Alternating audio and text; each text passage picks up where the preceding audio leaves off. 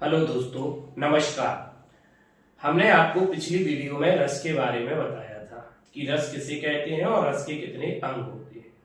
तो रस का शाब्दिक अर्थ था आनंद और रस के अंग चार थे: स्थायी भाव, विभाव, अनुभाव, संचारी या व्यभिचारी भाव। आज हम आपको बताने वाले हैं रस में स्थायी भाव। और स्थायी भाव में हमने आपको एक रस आपको बताया था, श्रृंगार रस। आज हम आपको आगे वाले रसों के बारे में बताएंगे। तो देखिएगा, रस में दूसरा रस है हास्य रस और इसका स्थायी भाव क्या है? हास यानी हंसी। मतलब कि जिस काव्य को या कविता को पढ़ने से जो मन में आनंद, हास्य का उत्पन्न हो, हंसी का आनंद उत्पन्न हो, तो उस रस को हम हास्य रस कहते हैं। अर्थात हमारे मन में हास्य का भाव आना चाहिए, तो उस रस को हम हास्य रस कहते हैं। यानी हंसी का भाव उत्पन्न हो तो वो हास्य रस होता है। उदाहरण के लिए देखिएगा, एग्जाम्पल समझे। यानी जिस उदाहरण में आपको पढ़ते समय या सुनते समय हंसी का आभास होता हो, तो वो आपका कौन सा रस होगा? हास्य रस होगा। जैसे कि देखिएगा, तमूरा ले मंच पर बैठे प्रेम प्रताप, साज मिले 15 मिनट, घंटा भर आलाप। मतलब साज वगैरह जो धुन वगैरह है वो 15 मिनट मिल रही, बाकी घंटा भर आलाप। घंटा भर आलाप राग में मारा गोता, धीरे धीरे खिसक चुके थे सारे श्रोता।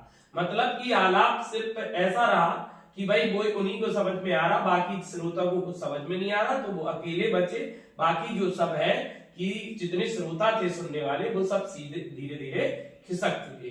तो यहाँ पर क्या है? हास्य की जो है आभास हो रहा है, हंसी का आभास हो रहा है, इसलिए ये कौन सा रस होगा? हास्य रस होगा। दूसरा है करुण रस। करुण का मतलब होता है शोक, यानी शोक, दुख की अनुभूति जहां पर होती है, तो उसे कौन सा रस कहते हैं? करुण रस। यानी जिस काव्य को या जिस कहानी को या जिस कविता को पढ़ने से, सुनने से मन में दुख का आभास होता हो या दुख का भाव उत्पन्न होता हो, तो वो कौन सा रस होता है? करुण रस होता है, जिसका स्थायी भाव क्या होता है? शोक। जैसे कि एक एग्जाम्पल है, उदाहरण है, शोक विकल सब रोवई रानी। यानी रोने की बात हो रही। शोक किसके शोक में? राजा दशरथ के शोक में, ठीक है ना। शोक विकल सब रोवई रानी, रूपु सीलु बलु तेज बखानी, करही विलाप अनेक प्रकारा, परही भूमि तल बारही बारा। तो शोक में जो है रानियां क्या कर रही हैं? रो रही हैं। तो शोक मतलब क्या है? दुख, और दुख मतलब क्या है? करुणा। तो करुणा यहाँ पर है, शोक यहाँ पर है। और जब शोक का आभास होगा आपका किसी पद में, किसी दोहे में, तो आप समझ जाइएगा कि वो कौन सा रस है? करुण रस है। देखिए, अगला रस है वीर रस, जिसका स्थायी भाव है उत्साह। मतलब जिस काव्य को पढ़ने से, सुनने से या आपका जो है देखने से मन में उत्साह का भाव उत्पन्न हो, यानी वीरता का भाव उत्पन्न हो, तो उसको हम वीर रस कहते हैं। क्योंकि वीर रस का जो स्थायी भाव है वो है उत्साह है। तो देखिएगा, उदाहरण में जैसे कि वीर तुम बड़े चलो, धीर तुम बड़े चलो, सामने पहाड़ है सिंह की दहाड़ हो, तुम कभी रुको नहीं, तुम कभी झुको नहीं। तो इस उदाहरण में आपको वीरता का जो है आभास हो रहा होगा। यानी जो आपके अंदर पढ़ने से, इसको पढ़ने से जो मन में भाव उत्पन्न हो रहा होगा, वो वीरता का यानी उत्साह का भाव उत्पन्न हो रहा होगा। देखिए, इसमें वर्ड भी ऐसी है, वीर तुम बड़े चलो, धीर तुम बड़े चलो, सामने पहाड़ है सिंह की दहाड़ हो, तुम कभी रुको नहीं, तुम कभी झुको नहीं। तो उत्साह इसमें बढ़ रहा है। और जहां उत्साह या वीरता की बात हो, जिस भी उदाहरण में या जिस दोहे में या जिस काव्य में या जिस कविता में, तो आप समझिएगा कि वो वीर रस है। और जिसका स्थायी भाव क्या होता है? उत्साह होता है।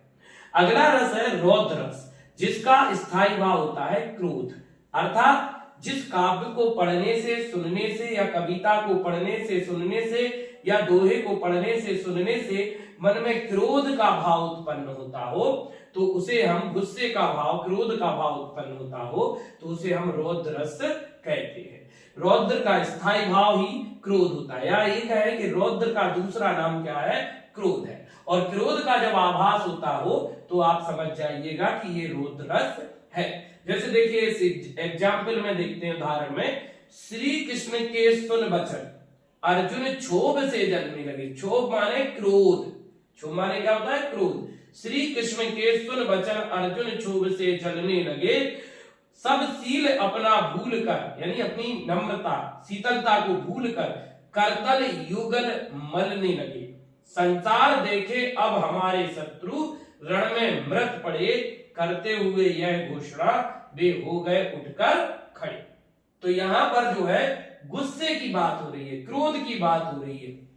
और जब क्रोध की बात होती है तो वहां पर कौन सा रस होता है दोस्तों, वहां पर होता है रौद्र रस होता है। और रौद्र रस का स्थायी भाव क्रोध है।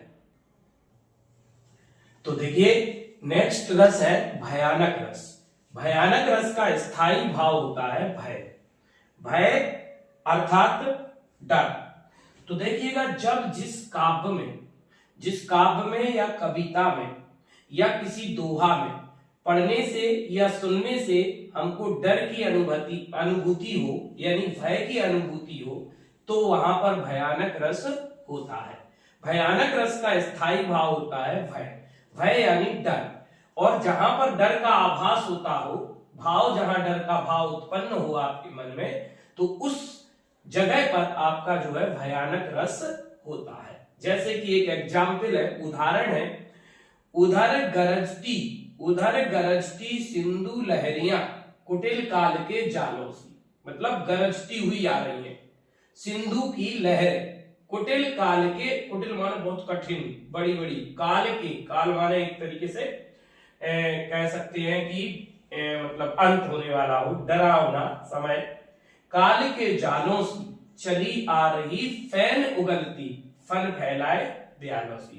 मतलब सिंधु की लहरें इस तरीके से है जैसे कि कोई सांप फन फैलाते हुए आता है आपके सामने, तो आपको डर का आभास होता है। ऐसे सिंधु की लहर जो है पानी की लहरें उठ रही हैं, तो यहाँ पर क्या हो रहा है, भय का आभास हो रहा है। तो यहाँ पर कौन सा रस होगा, भयानक रस होगा, जिसका स्थायी भाव भय होता है। नेक्स्ट है भीभत्स रस। भीभत्स रस का स्थायी भाव जुगुप्सा या घृणा होता है। जब आपको काव्य को पढ़ने से, सुनने से, या कविता को पढ़ने सुनने से, या दोहा को पढ़ने सुनने से आपके मन में घृणा का भाव उत्पन्न होता हो, तो उसे हम भीभत्स रस कहते हैं। या जुगुप्सा, इसका एक और स्थायी भाव है, मतलब उसी का नाम, जुगुप्सा को ही घृणा भी कहते हैं। यानी घृणा या जुगुप्सा का भाव जब आपके मन में आ जाए तो समझ जाइएगा कि कौन सा रस है, भीभत्स रस है, क्योंकि इसका स्थायी भाव जुगुप्सा या घृणा होता है। जैसे उदाहरण, सिर पर बैठो काग आंख दो खात निकारत। सिर पर कौआ बैठा हुआ है और काग माने कौआ, आंखें दो खात निकारत, आंखें दोनों निकाल के फिर खाता है। खींचत जीवई स्यार जैसी जीभ, लंबी जीभ, अतहि आनंद उर्धारत। और इसके आगे का जो है, गीद जांगी को खोदी के मांस उपारत, स्वान अंगुरनी काटी के खात बिदारत। तो मांस को खींच के खाया जा रहा है, किसके द्वारा, कौवे के द्वारा। तो यहाँ पर क्या है, घृणा उत्पन्न हो रही है। तो यहाँ पर जब घृणा उत्पन्न होती है, यानी आपके मन में भाव घृणा का आता है, तो वहां पर कौन सा रस होता है, भीभत्स रस होता है। देखिए दोस्तों, रस में अगला जो रस है वो है आपका अद्भुत रस। इससे पहले हमने आपको 7 रस के बारे में बता दिया था। अगला रस जो है, पिछली वीडियो में 7 रसों के बारे में हमने पढ़ा था, श्रृंगार रस, हास्य रस, करुण रस, वीर रस, रौद्र रस, भयानक रस और भीभत्स रस। अब 8वां रस है अद्भुत रस, जिसका स्थायी भाव जो है वो विस्मय या आश्चर्य है। विस्मय या आश्चर्य का मतलब है चकित होना, यानी चौंक जाना। ठीक है ना, चौंक जाना, किसी चीज को देखकर हम जो है आश्चर्य होते हैं, चकित हो जाते हैं। तो चौंक जाना जो है आपका क्या है, इसका स्थायी भाव है अद्भुत रस का। यानी अद्भुत का मतलब ही होता है विस्मय या आश्चर्य या चकित होना, चौंकना, ठीक, चौंक जाना। तो जहां पर काव्य को पढ़ने से, सुनने से आपके मन में विस्मय या आश्चर्य या चकित होने का भाव उत्पन्न होता हो तो वो आपका जो है अद्भुत रस कहलाता है। अर्थात स्थायी भाव जो है वो विस्मय या आश्चर्य आपके मन में आए या चौंक जाना या चकित हो जाना आए तो आप समझ जाइएगा कि ये कौन सा रस है, अद्भुत रस है। यानी आपके पहले आपको पता होना चाहिए कि रस की डेफिनेशन क्या है और उसका स्थायी भाव क्या है, तो आप उदाहरण से अपने आप जल्दी से पहचान लोगे कि इसमें कौन सा रस है। जैसे देखिए एक एग्जाम्पल है, अखिल भुवन चर अचर सब हरि मुख में लकी मातु। चकित, देखिए चकित, चकित माने होता है आश्चर्य यानी चौंक जाना। तो आपको जो है उसके अंदर कुछ वर्ड भी मिल जाएंगे जिससे आपको अगर स्थायी भाव पता हो तो आप उसके रस को सही कर सकते हैं। चकित भई गदगद बचन विकसित द्रग पुलकातु।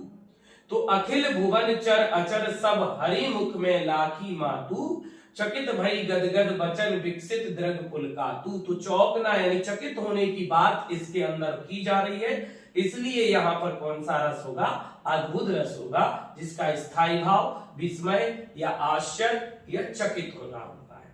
नेक्स्ट रस है शांत रस, नौवां रस। शांत रस का स्थायी भाव सम या निर्वेद या वैराग या वीतराग होता है। इसका मतलब जब आपके मन में कोई प्रकार के जो है भाव उत्पन्न ना हो और आपको कुछ करने का जो है मन ना करे, आप अपने आप में सम यानी मतलब संतुष्टि आपके अंदर आ जाए, तब आपके अंदर क्या होता है, वैराग्य होता है। यानी आपको कोई लेना देना नहीं होता किसी चीज से, तो आपके अंदर क्या होता है, वैराग्य पैदा होता है, अर्थात सम पैदा होता है, निर्वेद या वीतराग होता है। तो वहां पर आपका शांत रस होता है और शांत रस का स्थायी भाव सम या निर्वेद है, जिसका मतलब है वैराग या वीतराग। यानी आपके अंदर कोई और भाव उत्पन्न ना हो, सिर्फ आपको जो है अपने आप से मतलब हो या इस दुनिया से कोई मतलब ना होता हो, उसे हम वैराग या वीतराग कहते हैं। आइए देखते हैं उदाहरण में क्या लिखा है, मन रे तन कागज का पुतला। मन कैसा है, मन रे तन कागज का पुतला, यानी जो तन है वो एक तरीके से कागज के पुतले की तरह है। लागे बूंद बिन सिज जाए छिन में, यानी बूंद लगने से जैसे कागज में छेद हो जाता है। गर्व करे क्यों इतना, और इस किस कारण से कोई अब गर्व करता है, तो यहाँ पर क्या है, ज्यादा गर्व नहीं करना चाहिए, यानी मन को शांत रखना चाहिए। आपको ज्यादा कुछ मतलब उत्तेजित नहीं होना चाहिए, किसी के प्रति कोई ईर्ष्या नहीं रखना चाहिए। जब कोई आपके अंदर भाव उत्पन्न ना हो तो वो सम या निर्वेद कहलाता है। तो यहाँ पर जो है इस एग्जाम्पल में यही बात बताई जा रही है कि आपके अंदर जो है मतलब शांति होनी चाहिए, किसी से कोई ज्यादा गर्व नहीं करना चाहिए, ईर्ष्या नहीं करनी चाहिए। तो वहां पर कौन सा रस होता है दोस्तों, शांत रस होता है, जिसका स्थायी भाव सम या निर्वेद या वैराग या वीतराग होता है। देखिए अगला रस है वात्सल रस। वत्सल रस का स्थायी भाव है वात्सल रति, अर्थात बच्चे के प्रति प्रेम। और एक और है भक्ति रस, जिसका स्थायी भाव है भगवत विषयक रति या अनुराग। इसका मतलब है भगवान के प्रति प्रेम। तो देखिएगा रति जो स्थायी भाव है वो आपको 4 रसों का हो गया। एक आपका श्रृंगार रस था, हमने आपको पढ़ाया था श्रृंगार। श्रृंगार में का भी स्थायी भाव क्या था दोस्तों, रति था। श्रृंगार के 2 हिस्से थे, एक आपका संयोग श्रृंगार, एक आपका वियोग श्रृंगार। और यहाँ पर वात्सल रस का भी स्थायी भाव क्या है, रति, और भक्ति रस का भी स्थायी भाव क्या है, रति। लेकिन अंतर है, श्रृंगार रस में नायक और नायिका के बीच प्रेम की बात थी यानी रति की, जबकि प्रेम और प्रेमिका के बीच की बात थी श्रृंगार रस में। और वात्सल रस में क्या है, बच्चे के प्रति प्रेम की बात है, माता पिता या किसी का भी बच्चे के प्रति जो प्रेम है वो वात्सल रस है। और भक्ति रस में क्या है, भगवान के प्रति किसी भक्त का प्रेम है, तो यहाँ पर भक्ति रस होता है। तो आपको समझ में आ गया होगा कि श्रृंगार रस का भी स्थायी भाव रति, लेकिन कब, जब नायक नायिका या प्रेम प्रेमी या प्रेमिका के बीच के प्रेम की बात हो रही हो तो आपका श्रृंगार रस होगा। वत्सल रस का स्थायी भाव वात्सल्य रति यानी बच्चे के प्रति किसी का भी प्रेम हो, माता पिता का या किसी का भी, तो वो वहां पर वत्सल रति यानी वात्सल रस होता है। और भक्ति रस में भगवान के प्रति, जैसे मीराबाई हुई, रसखान हुए, इनका प्रेम जो था भगवान के प्रति था, तो ये कौन सा रस होगा?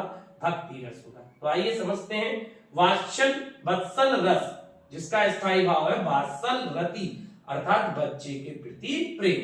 तो जिस पद में, जिस काव्य में या जिस दोहे में या जिस कविता में उसको पढ़ने से या सुनने से आपके मन में वात्सल यानी बच्चों के प्रति प्रेम की भावना का भाव आपके मन में उत्पन्न होता है तो वो वात्सल रस कहलाता है। जैसे कि उदाहरण में किलकत कानय घुटरूवन आवत। देखिए किलकत कानय यानी कहना कैसे है? किलकते हुए अपने घुटनों के भर आ रहे हैं। किलकत कानय घुटरूवन आवत, तो काना का बचपन की बात कर रहे हैं, जब वो बच्चे थे। मणिमय कनक नंद के आंगन यानी नंद बाबा नंद जो है, मणिमय जो है उनको देखकर मुस्कुरा रहे हैं और उनको पकड़ने की कोशिश कर रहे हैं। तो यहाँ पर नंद बाबा का प्रेम अपने कान्हा के प्रति का भाव जो है उनके मन में उत्पन्न हो रहा है, इसलिए यहाँ पर कौन सा रस होगा? वात्सल रस होगा। अगला है भक्ति रस का स्थायी भाव। भक्ति रस का स्थायी भाव है भगवद विषयक रति या अनुराग। इसका मतलब ये है कि भगवान के प्रति प्रेम। जब किसी भक्त का भगवान से लगाव होता है तो उनके बीच जो संबंध होता है उसे हम भगवत विषयक रति के नाम से या भगवान के प्रति प्रेम के नाम से या अनुराग के नाम से जानते हैं। तो जब भी ऐसे काव्य को, कविता को पढ़ने से या सुनने से मन में भक्ति का भाव उत्पन्न होता हो तो वहां पर कौन सा रस होगा? भक्ति रस होगा। उदाहरण के तौर पर राम जपूं बाबरी। देखिए राम का नाम जपा जा रहा है बार बार। घोर भय नीर निधि नाम निज राम रे। तो इसमें क्या हो रहा है कि राम की भक्ति का जो है बोध हो रहा है। यहाँ पर राम की भक्ति का बोध जो है यानी भाव उत्पन्न है, इसलिए यहाँ पर कौन सा रस होगा? भक्ति रस होगा। तो ये दोस्तों 11 रस थे जो हमने आपको 1 by 1 यहाँ पर बताए हैं। अब रस के बारे में थोड़े से पॉइंट और आपको समझना है, उनके बारे में आप सुन लीजिएगा। सबसे पहले देखिएगा, सबसे पहले रस जो है, रस का शाब्दिक अर्थ हमने आपको बताया था कि आनंद होता है। अब श्रृंगार रस को रस का राजा कहा जाता है, यानी रसों का राजा कौन सा रस है? श्रृंगार रस है। ठीक, नाटक में 8 ही रस है, 8 ही रस है। और ये बात भरत मुनि ने बताई है कि नाटक में कितने रस होते हैं? 8 होते हैं।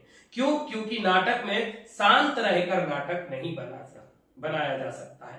तो भरत मुनि को नाट्य शास्त्र का प्रवर्तक कहा जाता है, इसलिए भरत मुनि ने सिर्फ 8 रस जो हमने आपको शुरू के बताए हैं, शांत को छोड़कर जो 8 रस आपको बताए हैं, श्रृंगार रस आपको बताया है, हास्य रस, करुण रस, रौद्र रस, वीर रस, भयानक रस, बीभत्स रस और अद्भुत रस, ये 8 रस जो है भरत मुनि ने बताए हैं। और 9वां शांत रस जो है वो भरत मुनि ने नहीं बताया, क्योंकि नाटक में सिर्फ कितने रस होते हैं? 8 होते हैं। भरत मुनि ने केवल 8 रसों की चर्चा की है, पर आचार्य अभिन्न गुप्त ने नव मोह अपि शांतु रसा, नव मोह अपि शांतु रसा यानी रस कितने हैं? 9 है। ये बात किसने बताई है? अभिन्न गुप्त ने बताई है। ठीक है ना, कहकर 9 रसों को काव्य में स्वीकार किया है। श्रृंगार रस के व्यापक दायरे में वत्सल रस व भक्ति रस आ जाते हैं, यानी श्रृंगार रस के अंदर ही जो लास्ट के 2 रस हैं, भगवत और वात्सल और भक्ति रस, तो रसों की संख्या 9 मानना ज्यादा उचित है। अर्थात मूल रूप से स्थायी भाव आपके कितने हैं? 9 ही है। ठीक, और भरत मुनि ने 1ली सदी में काव्य शास्त्र का प्रथम आचार्य माना जाता है। भरत मुनि को काव्य शास्त्र का पहला आचार्य माना जाता है। सर्वप्रथम आचार्य भरत मुनि ने अपने ग्रंथ नाट्य शास्त्र में रस का विवेचन किया। उन्हें रस संप्रदाय का प्रवर्तक भी कहते हैं। भरत मुनि को ही रस संप्रदाय का प्रवर्तक माना जाता है। तो दोस्तों, अगर आपको वीडियो पसंद आया हो तो वीडियो को लाइक करें, सब्सक्राइब करें, कमेंट करें और बेल आइकन जरूर दबाएं, जिससे नई वीडियो आपके पास तुरंत पहुंचे। और हमारी वीडियो को फेसबुक पर देख रहे हैं और अगर आप नए हैं तो हमारे फेसबुक पेज को फॉलो जरूर करें। जय हिंद, जय भारत। मिलते हैं अगली वीडियो में। जल्दी।